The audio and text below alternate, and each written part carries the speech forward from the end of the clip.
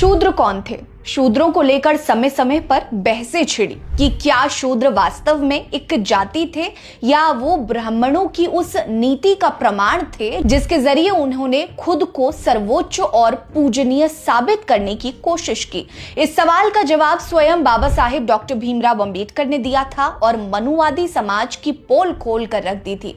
साथ ही उन्होंने शूद्रों की उत्पत्ति से जुड़ी बातें भी बताई थी। अपनी किताबों में उन्होंने कई शूद्र राजाओं को भी जिक्र किया जिन्होंने हिंदू धर्म ग्रंथों के श्लोक लिखे थे। नमस्कार, मेरा नाम है रीटा। आज की इस वीडियो में मैं आपको बताऊंगी कि बाबा साहेब की नजर में शूद्र वास्तव में आखिर थे कौन और उनकी उत्पत्ति कैसे हुई। दरअसल बाबा साहेब डॉक्टर भीमराव अंबेडकर का जन्म एक महार परिवार में हुआ था जिसे मनुवादियों ने पिछड़ा समाज कहा। उन्होंने बचपन से ही जातिगत भेदभाव का कड़वा स्वाद चखा। शिक्षा से लेकर समाज में सम्मानजनक स्थान हासिल करने तक उन्हें हर कदम पर संघर्ष करना पड़ा। लेकिन ये संघर्ष हमारे बाबा साहेब के लिए आग में तपकर सोना बनने जैसा साबित हुआ। अपने अदम्य साहस और बुद्धिमत्ता के बल पर उन्होंने 32 डिग्रियां हासिल और कई पुस्तकें लिखी जिनमें उनकी किताब हू वर द शूद्रास यानी कि शूद्र कौन थे ये एक मील का पत्थर साबित हुई। इस पुस्तक में बाबा साहेब ने शूद्र की उत्पत्ति और उनके सामाजिक बहिष्कार की कहानी को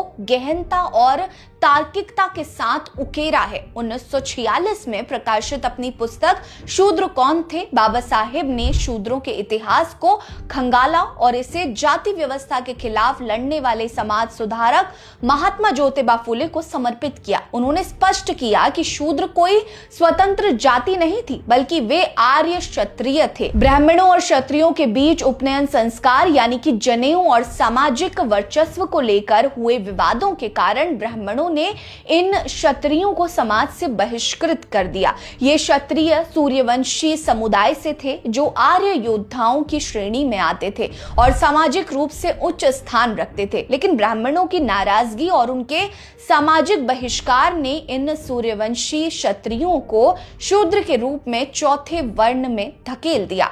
वैदिक परंपरा के अनुसार प्रारंभ में केवल 3 वर्ण थे, ब्राह्मण, क्षत्रिय और वैश्य।